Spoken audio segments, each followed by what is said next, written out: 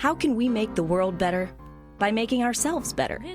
The Dr. Joe Show explores how you can make positive personal change by using his groundbreaking and highly effective I Am approach to understand who we are and why we do what we do.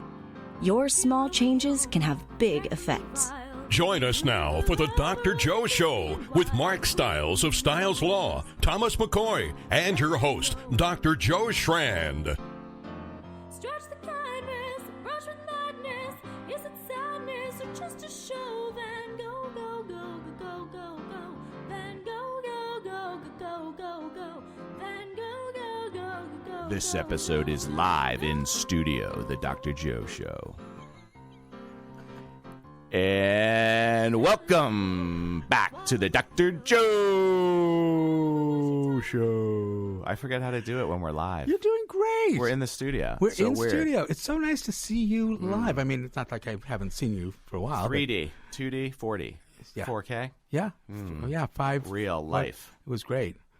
Marshall Education Foundation had this incredible race. They do it every year. It's a wonderful thing. And Mark Stiles of Stiles Law had his tent up there giving away all sorts of stuff.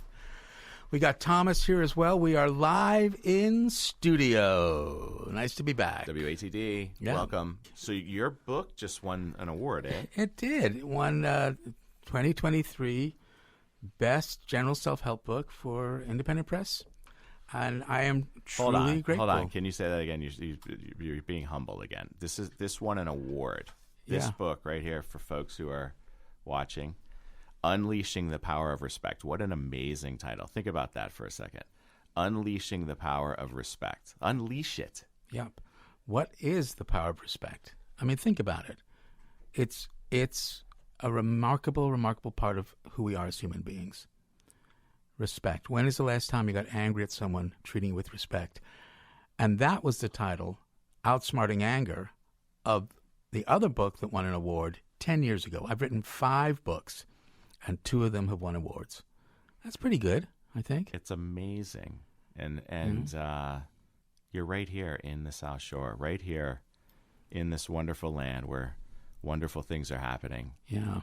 With this radio station, 95.9 WATD. Thank you, Ed Perry and team. Yeah. Right? Yeah, really. Thank you for giving us this platform so that we can get this word out, because WATD is all about respect. And respect is what leads to value, which is what everybody wants. The problem is that human beings have spent millennia increasing their value by decreasing somebody else's. And then are astonished that that other person, that other group, that other culture, that other country does the same. You know?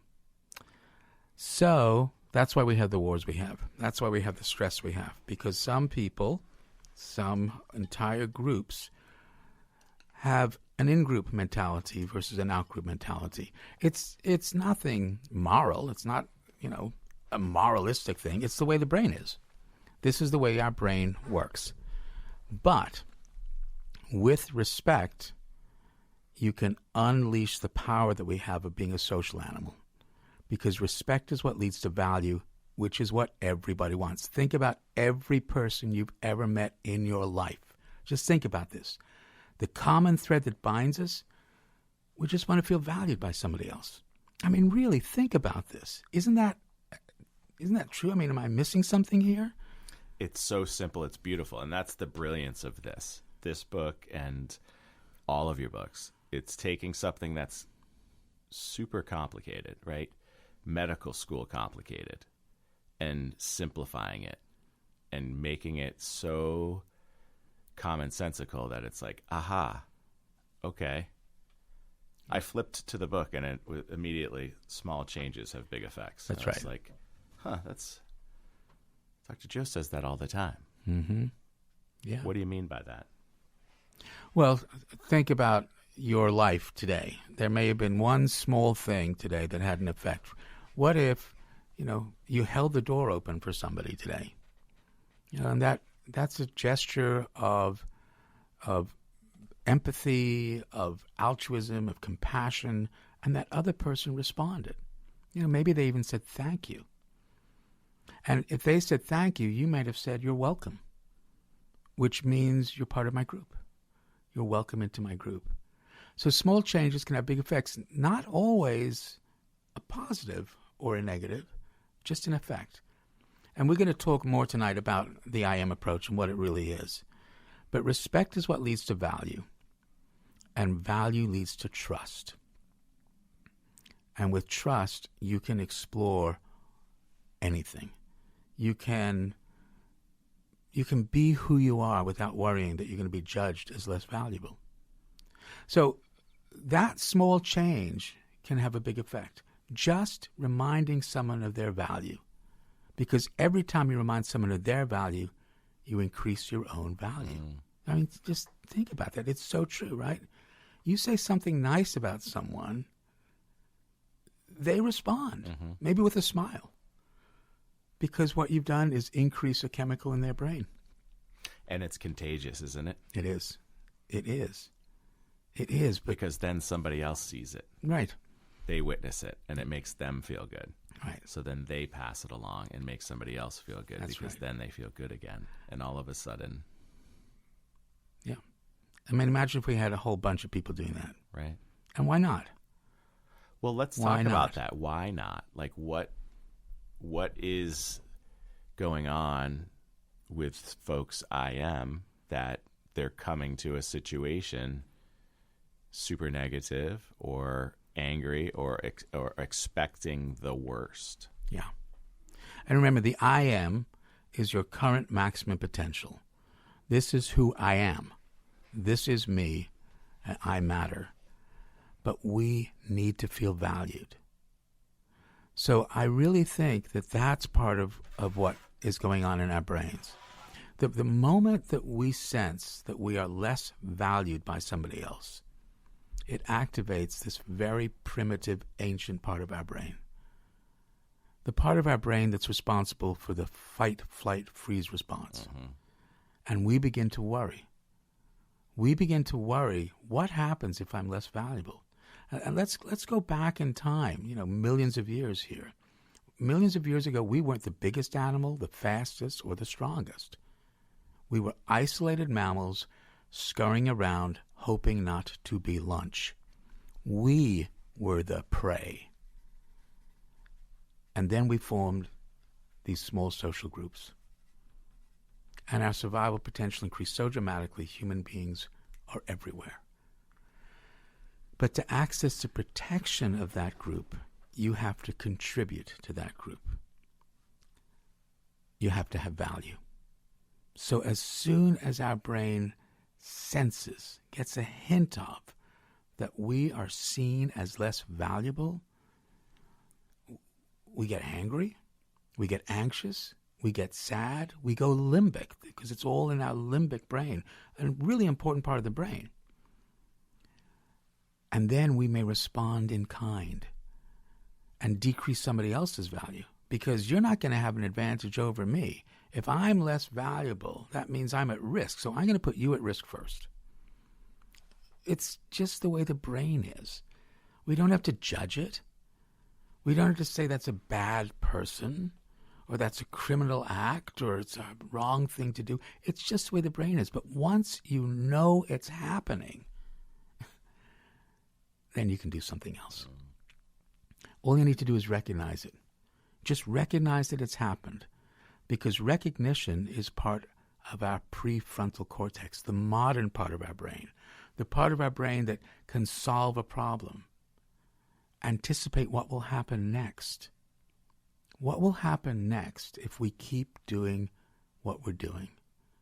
If we keep devaluing other people, other groups, other countries, if we keep trying to take things because we think we have more, or we don't want somebody to take something from us, if we keep doing that, we'll destroy ourselves.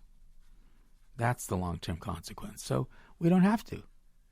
Look, there's no arguing that the distribution of resources could be better. Absolutely. We could distribute resources more, but we can do that when we realize that giving something away doesn't mean we have less than. It means that we've created a community where you feel safer And when you feel safer, you can be more creative. You can do all sorts of things because you're not worrying you're going to be kicked out of your group.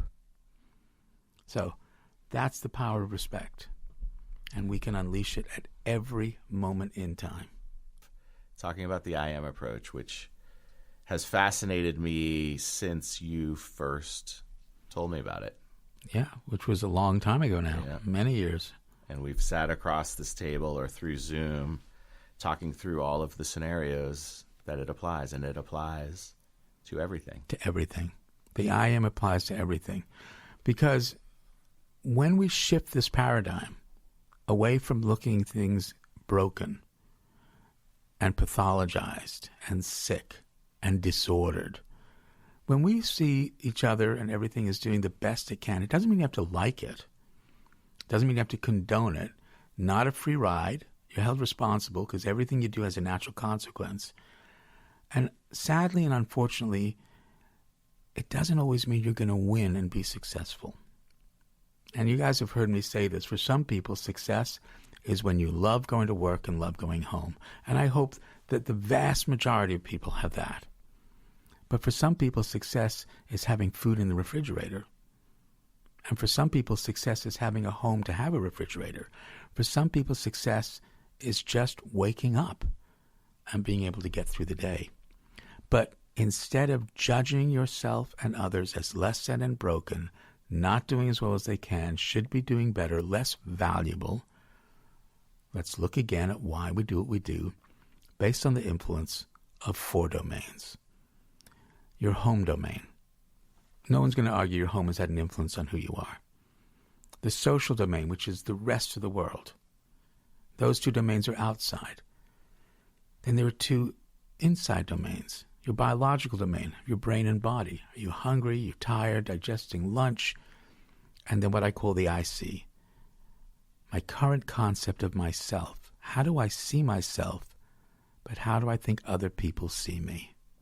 As I said, we're very interested in what other people think or feel. We call that empathy. We may open the door for someone. But what we really want to know is, what are you thinking about me? And do you see me as valuable? Do you really get me? Do you really get me? Another of my books. Which is an amazing book, folks. Yeah. I mean, amazing. It's specifically on that theory of mind, that IC domain that he's talking about, and it's that self-realization, right? Yeah. That awareness of where you are on this planet, really, at the end of the day. It's you guess what people are thinking about you. Yeah. The natural instinct is, I'm looking at you right now, you're looking at me, and you're nodding your head in disbelief. No, I don't. Again, You can't tell, right? you have no idea. Right. You have a guess. But your guess is typically wrong. Well, I seem to find out. It sometimes can be wrong, but how do we then clarify it? What do we Right. do? We talk. Exactly. We communicate. Exactly. We ask each other. Questions. Yeah. That's part of who we are as human beings as But well. people are afraid to ask. Why do you think that is? Fight, flight. Yeah, because they're afraid that they will be devalued. So if I ask this question, I may seem stupid or I'll be put down, so I'm not going to ask it. Yeah, unless you're working with somebody and talking with somebody, With. yeah, not to them, but with them, who understands the I am. Well, who shows you respect, who values you, that's right? right. So that person who you're talking at or to who doesn't, there's not a lot of future with that. Yeah, right? but you see, that's their I am. You see, that's the best that person can do. Right. So why do we understand what's going on in their 4 domains? That the best they can do is treat you with less respect. Right. Instead of judging them, which is basically what they're doing to you, let's wonder about it. So how do you break that pattern? Well, I think the way you break the pattern is to look again at why someone's doing what they're doing based on the influence of the domains. Look again. Reverse those words. Again, look. Again, to repeat something, look like a spectator. Let's respect why someone's doing what they're doing without judging them. Is it a challenge? Yes. Is it something you can learn? Absolutely. Is it worth something it's absolutely worth it? Yeah. And is it something that then becomes part of you and Yes. that becomes your natural response? Absolutely. Yes. Absolutely, because you get reinforced for it. You know, the name, does the name Pavlov ring a bell? It's an old psychology joke, but we want to be seen as valuable. So the more we treat other people with respect and value, the more we will be treated with respect and value. And that's the contagion I was talking about. Yep, absolutely. Right? Because how can you get mad at somebody if they're treating you with respect? You can't. I mean, you really can't, because anger is an emotion designed to change things. That's what anger is. We get angry when we want someone to do something different. Start doing something, stop doing something. Think about the times you were angry, even maybe today. What did you want to see different? You wanted to see something different in one of those domains, home, social, biological, or I see maybe you wanted somebody to see you differently. Right. Made you angry that they didn't see you with value. But now you can use the I am. What's going on with them Right. that the best they could do is try to devalue me? As long as you can get to the prefrontal. And you can. You can. But sometimes the limbic takes over. And it is absolutely part of our world. And it's okay. But it is much more important to be reflective than reflexive, and more rewarding to wonder than to worry. The limbic system will activate. You pay attention to it. There are times where you really need it. Like if you're crossing the street and you hear a car coming, you want your limbic system to go, there's danger. Yep. But when you perceive something and you think maybe that person is trying to put you down, you'll activate the limbic response, but then you don't need to do the same thing. You don't need to mirror what the other person is doing. You don't need to put them down just because they're putting you down. You can say something like, are you saying that? And whatever it is, whatever the conversation is, as soon as you say, are you saying that? It's not, I think you're saying, but it's asking the other person basically to clarify. And as soon as you do that, you've actually sent the person a very, very important message. I'm listening to you. I see you. I'm interested in what you think or feel. But I need the clarification because I don't want to get it wrong. I don't want to guess. I don't want to make an assumption. Are you saying that? It's such an important phrase. Yeah. And then they can clarify. And now you've got a conversation going. And you've decelerated what could have gone very badly if your limbic kicked in and said, I'm in danger of a fight right now, so I'm going to show my authority over this person and shut them down. That's right. But they didn't mean that. Right. And then all of a sudden, they're mad at you because you're mad at them Yep. when they weren't even mad at you. Yep. Uh-oh. We've got a problem, Houston. But look how powerful our brains are and how interested we are in what other people think or feel, especially about us. Isn't that the amazing thing? I mean, we get dressed every day for it, right? Every day. Yep. Yeah, I mean, how many times has somebody said, I don't care what other people think about me? And then you can say to them, well, why are you wearing clothes? Right. Oh, I have to wear clothes. I mean, there's people who can't walk around naked. There's a social expectation. Exactly right. Right. So you care. But to what extent, to what level do you care, right? Are you obsessed to the point where it's harmful to you? Like, that saddens me. Mm-hmm.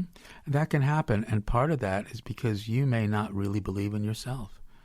You may not have that sense of value, and so you need it from other people to remind you. That's still an I am.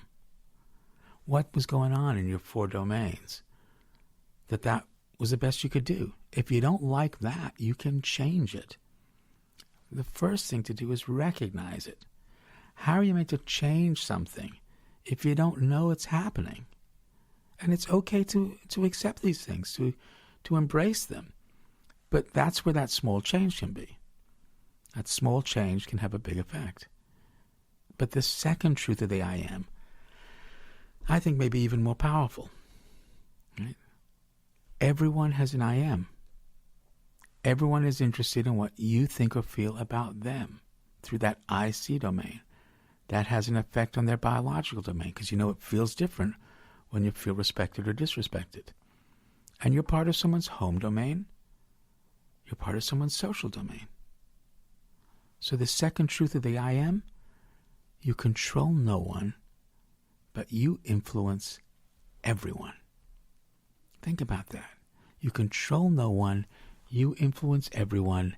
You get to choose the kind of influence you want to be. So let me ask you this. Okay. Why would someone buy this book? I hope someone would buy this book so that they can begin understanding how our work happens, what goes on in our brains, how we can influence other people, how we can begin to change the world. Because the book is a series of stories from my patient teachers. The first couple of chapters tell you about the I am. And then after that, each 2 chapters, one chapter is a story, and then the next chapter is a reframe, the I am perspective. And the I am perspectives on all sorts of things like failure and crime and happiness and knowledge and free will. So teaching through story. Yeah, teaching through stories. Love it. And then reframing it. I think there's a caller. I think we got a caller. Who we got on the line there? Hello, this is Zem. Zem. Hello, boy. Zem. Zem has been Are a you guest streaming? on our show. Are you streaming right now, Zem? I am not streaming at the moment. No, I wanted to take time to call in anyway. Your community would love you on this Yeah, show. absolutely. So, folks, Zem is an incredible, incredible human being. You want to tell them a little bit? First of all, it's really lovely to hear your voice. Tell them a little bit first about what you do and how you reach so many people through what you do. Well, I am a live streamer. I work full-time playing video games for an audience of anybody ages 12 to 120, I suppose, in theory. And for a very long time, I was what's called a speedrunner. So I would take video games and beat them as fast as possible. And yes, I did make money doing that. And now I'm transitioning to being a full-time YouTuber. At least that's the goal by 2024. That's great. Yeah, I'm in the world of content, as it's known. That's fantastic. Well, I'm so glad you're calling in. How can I help you, Zem? Well, a little birdie told me that a certain book of yours, Unleashing the Power of Respect, won a Best Self-Help Award, and I wanted to call in and congratulate you on that. Oh, thank you. My oxytocin levels are flowing now. I appreciate it. Yeah, I must admit it was a huge surprise, but it's incredibly encouraging that at least somebody thinks this book has merit and has a message for other people. And that message is really that we can change the world. If you buy this book, if you read this book, if you begin applying what you learn, you will have an influence on people in the most amazing way. And that's what I really hope. Just like you, Zem, you have this influence on people. They love watching what you do. And the conversations that you have as you are doing it, it's so fluid. It's wonderful. Folks know we've had Zem on our show, and you may want to go back through our archives and listen to it because it's really fantastic. It really is. He was live streaming while doing the show with us. Yeah. That was a lot of fun. Yeah. So have you been telling your folks about this book, Sam? Well, I can certainly start doing that. I love that. I've been reading. I was reading through the thing that's amazing to me is that it really builds in my mind a good foundational approach to self-awareness. Yes. It really reminds me a lot of the things that I've talked about while I've been through my own circuits of therapy and psychiatry and things like that. And so much of it is just the idea of sitting with yourself, sitting with your thoughts, examining in a healthy, constructive manner, that not only allows you to assess who you are and what you are doing, but why that may be happening and what you can do to maybe perhaps course correct things that you may not like about yourself, or rather habits and things of that nature. But I just think it's great. I also think it's so important because today, as somebody who is what some would consider terminally online, I see a lot of people who put out quote-unquote self-help advice that ends up being very destructive in the long run because it doesn't really focus a whole lot on the self. It focuses on external stuff. It's like the people who just go on Instagram and flaunt their like extravagant wealth and then be like, oh, just buy my course and you'll learn how to do all this stuff too. And it's all just, one series of scams after another. But but it goes to show how much, Dr. Joe, you love what you do and how much you truly want to help people. Because it feels like this is the product of your decades of experience. It really does feel that way. So I commend you on that. It is a very sensitive and thoughtfully written book. Thank you so much for that. I truly appreciate it. And you're right. I mean, this isn't about, you go and buy my product. This is about you. And, one of the things about self-help books is they really are about self-help, but the I Am is about how you help others. It's not just about you.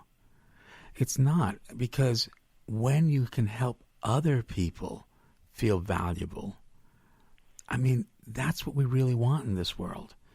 Yes. We have this opportunity right now to do something different. We have so much conflict in the world. We all know it's there. But instead of judging that, let's try to understand it.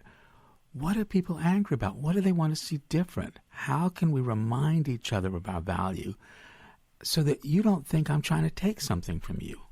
As soon as you think I'm trying to take something from you, you're going to get defensive. And you're going to then try to take something from me. So You're absolutely right. This isn't about, buy this book and, you'll help me. It's you. You can do this.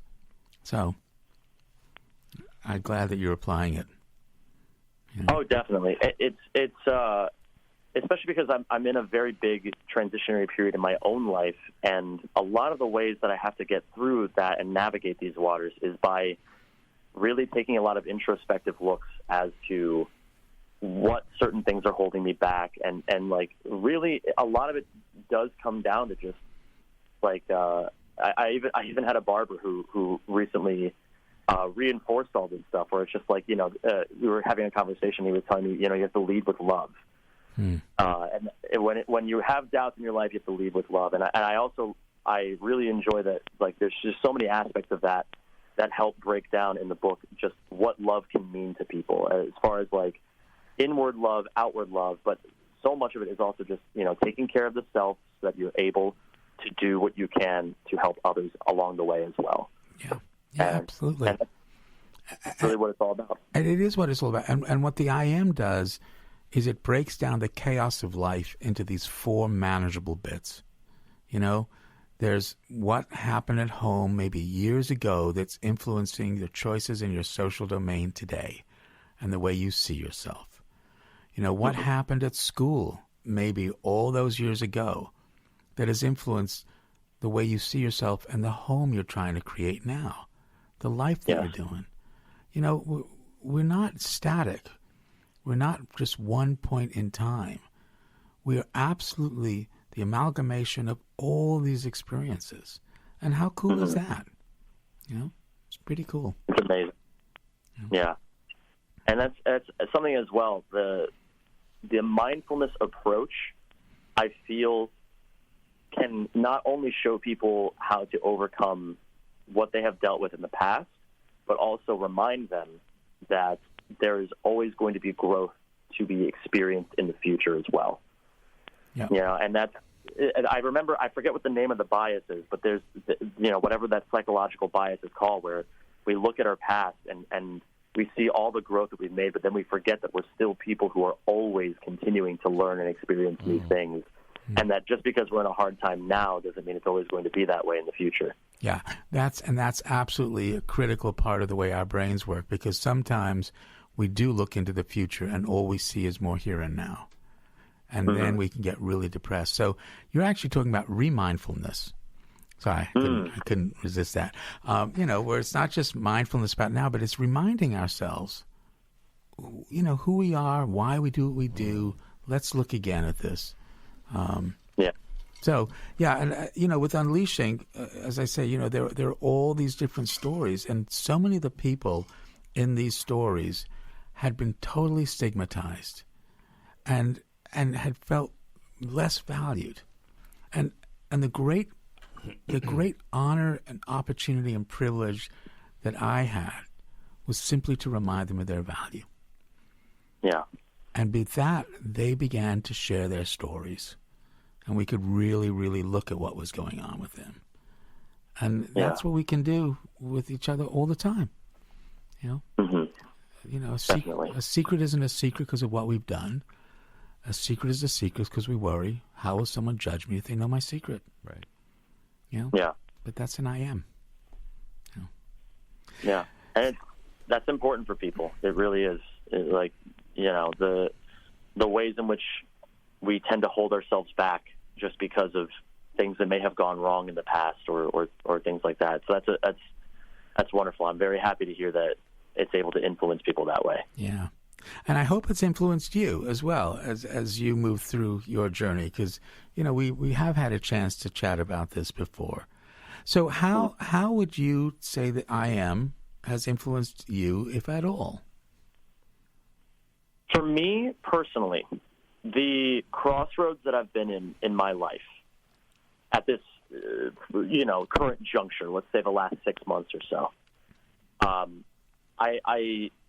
to take a step back before that, about a year and change ago is when I began taking medication for my ADHD, and it really helped me see a lot of the basic fundamental ways in which I wasn't living my life healthfully.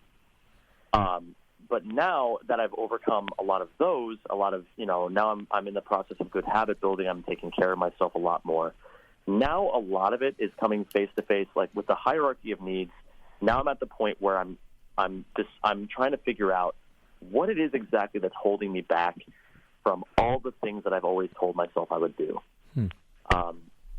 And so, for example, a decision that I was able to make through reflection and through the I Am approach and just taking a lot of time and sitting with myself, I've made the decision, and it feels maybe a bit too rushed, but I think it might be for the better, that once my lease runs out this July, I'm going to be packing up the things that I want, selling the rest of it, and moving to Amsterdam. Wow.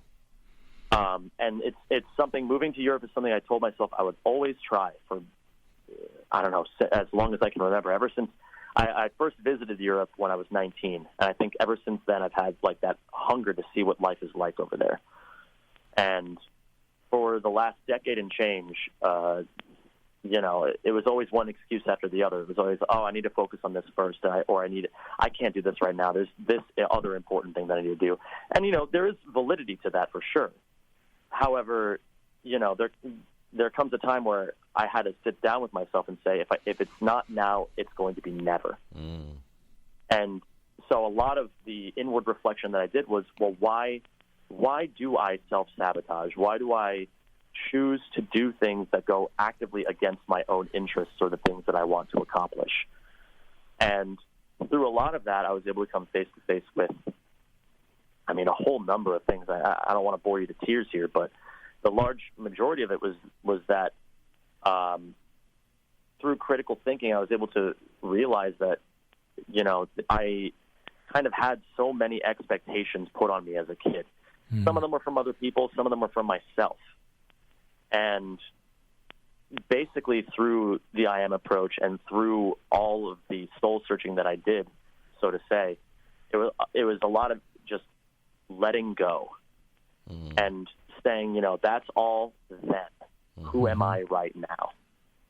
Yeah. And And so now I'm trying to be somebody who just wants to live life as, I don't want to say aggressively. That makes it sound a little unhinged. But I certainly want to lead with my best self forward and trust that even if things don't go according to plan, whatever this world has in store for me, I'm ready to accept it with open arms. Yeah.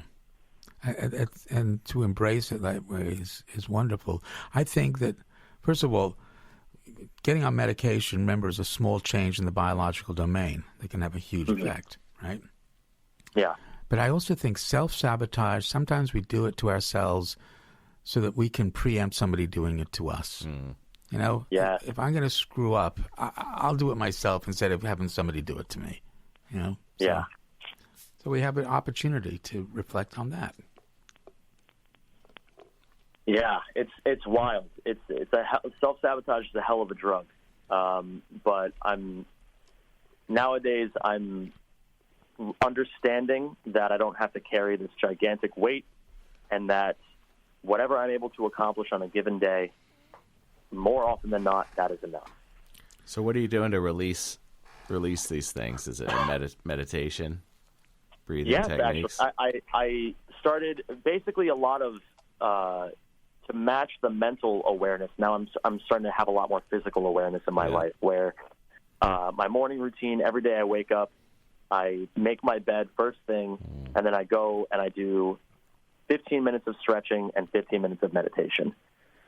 And basically, the stretching very much helps with my job, since I live somewhat of a sedentary lifestyle through streaming and sitting in a chair all day. But nowadays I'm also trying to balance that with regular exercise and understanding my own physical limitations as well. Because I think, honestly, the balance of pushing myself mentally and physically, it really creates, I don't know, it makes me feel like I have a stronger sense of purpose in a lot of ways, where I feel most stimulated. I feel like I'm most alive when I'm being challenged. And to challenge myself in numerous different ways, it feels like the logic puzzle in my brain is just so close to figuring out that it keeps drawing me in. But I think that's like a really cool razor's edge to kind of be on, where it's like, the meditation helps ground me and get me ready for these challenges that I face on a day-to-day basis. And then the act of, not just the physical stuff, but also the little ways that I try to push myself. Like musically, I play piano a lot, and I have to be mindful of how I'm improving and trying to not stagnate there, or prepping my visa stuff, prepping my passport to be able to put this whole move together and not being lazy about it, getting it done, not waiting until the weekend when everything's already shut down. So I don't know, it's a lot. It's very hard to paint the whole picture. But I am very much enjoying the life that I'm currently living. I feel more alive in the last month than I have, I can't even think back to how many years probably since the start of the pandemic at the very least, where, just being inside all the time, I felt like I kind of lost myself. That seems like a reoccurring theme that I've noticed too, is that this spring feels like the real rebirth from the COVID hibernation, right? The real rebirth. Here we go. Now we can see it. Yeah. I've heard that from a lot of people, Zen. I think I've heard it as well. I think it's very interesting. I've heard more people breaking out of their shells lately. I've heard a lot more common colds, which is kind of funny. I think it's great that people are. It's like a product of people going out a little bit more, pushing their limits, and trying to overcome this generationally traumatic experience. Yeah. But I definitely do feel in my own life as if this is the time. I don't know what I'm going to make happen. I don't know what's going to happen when I get there, but yeah, I'm ready. I'm ready to live. I love that. Sounds very exciting.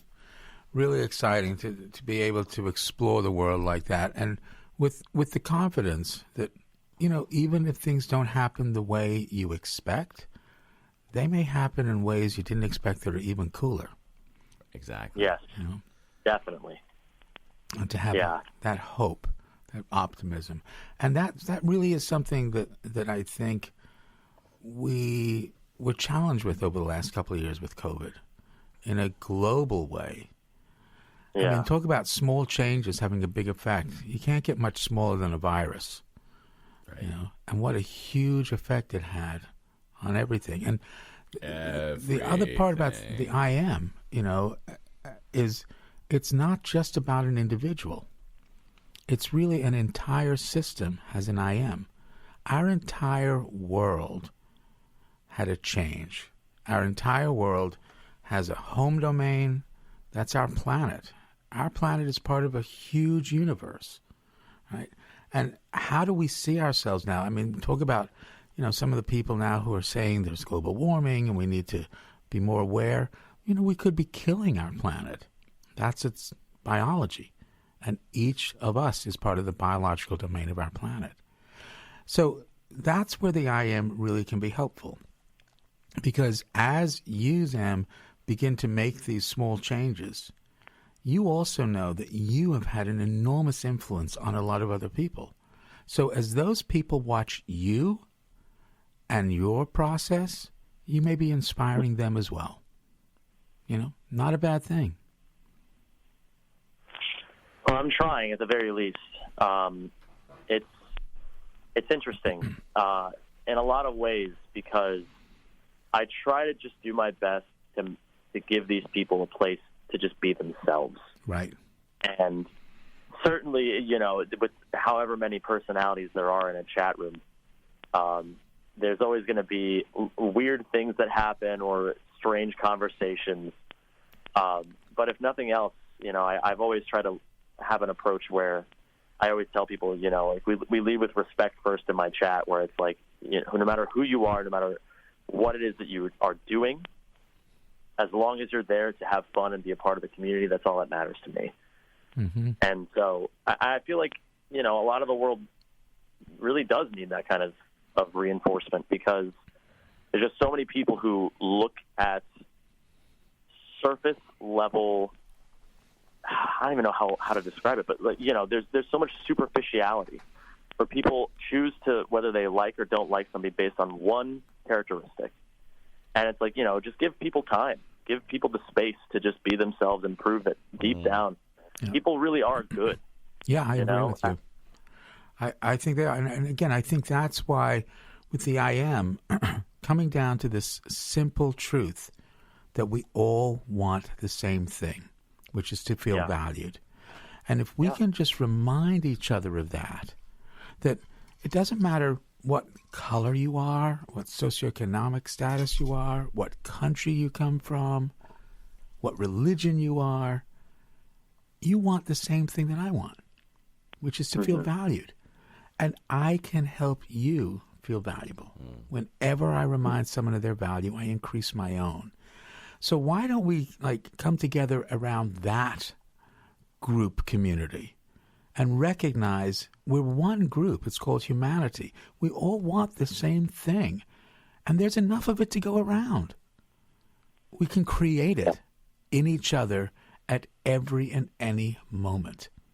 Respect leads to value, and value leads to trust. And with that trust, I can share my opinion with someone. I can still respect them. I don't have to agree with them. But in the disagreement, it doesn't mean that I don't like them. It doesn't mean that I don't appreciate that they have another perspective. As a matter of fact, the more I can understand someone else's perspective, the more I learn. And I hope that other people feel that same way. That's why I really want people to just check this book out. Because you'll have a window into so many different people and how amazing they are. And how their struggle resonates with yours. One of those chapters is going to remind you of something that you've been through. Yeah, that's where we're community, and you create that with. I mean, you have so many people that know who you are. How cool is that? Yeah, it is pretty cool. Certainly, it can be a bit intimidating at times, but it's very cool, the large majority of it. Why is it intimidating, though? Well, sometimes it's strange hearing what other people have heard about me. I recently actually had a situation where a friend of a friend, and it's actually interesting how this works. This wasn't a super online thing, but it was online tangential because they knew me through Twitch, and there's a whole web of connections there. But they basically had heard some really horrible rumors about me, and I had no idea where they had heard any of that from. And it was just basically people just making things up. Oh. But, it's the problem with online where with the increased anonymity of online behavior, people will just go ahead and just make things up about people. So it can be very difficult, and especially, similar to how we were talking before about learning to forgive ourselves for our previous mistakes. It's also always an interesting conversation when we've already forgiven ourselves for something and other people have not from years in the past. But, again, that's proper mindfulness, in my opinion, comes from knowing that the right people will listen and give you that room to not just hear you, but also see your growth as a human being. It's kind of heady. I don't know. I feel like I'm kind it's of very heavy, right but it's also very I am, and it's interesting conversation that we have to take on sometime. Is that relationship where somebody wants to hold somebody else back, right? Mm-hmm. Or is it yourself too, right? Is it the imposter syndrome, or is it I'll just blame somebody else for me not going the distance, right? Yes.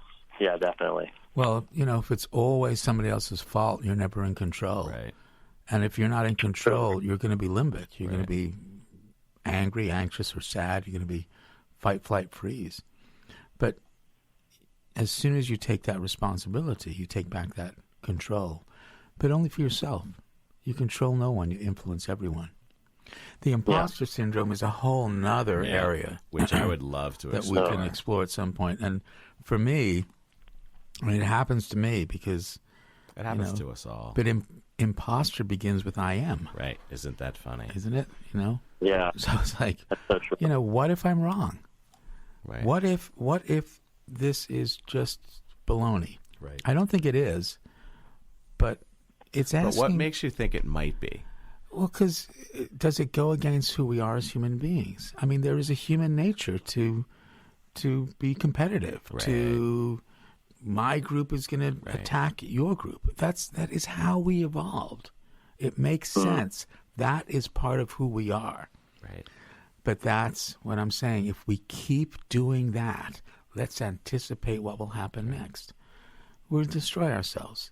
But We're already seeing these things. And I think this is part of what COVID has done is, and there's a biology to it. I know we've only got a couple of minutes left, but because we were all under the same stress, okay, it was a global stress response. Stress is based on a chemical called cortisol. Cortisol interferes with dopamine. Dopamine is a neurohormone of pleasure. Very hard to feel pleasure when you're under stress. Dopamine interferes with oxytocin. Right?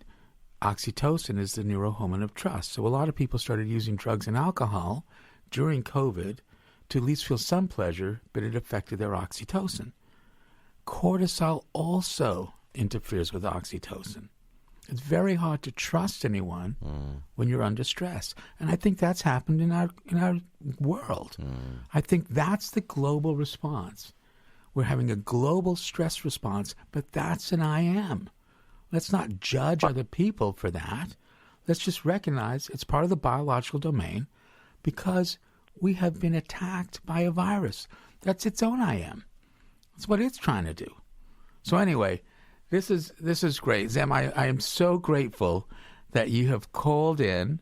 I really would love to have you back on the show so we can really explore more about what's going on. Yeah. And I'd love to be Joe. That sounds great. We will do it. We'll do this, and we'll set up another full show to chat with you about your journey, because it's a great one. That is a great episode. That's one of our most downloaded episodes, Sam, Yes, on our it is. podcast. Yes, it is. That's awesome. Yeah. So, Sam, thank you so much. Tom, always lovely to have you here. Mark, this is great. Folks, Unleashing the Power of Respect at Amazon. You can get it on Amazon. And just so you know, you can also get it through Amazon Smile and make a donation to whatever charity you want to. Drug Story Theater. Drug maybe? Story Theater would be really great.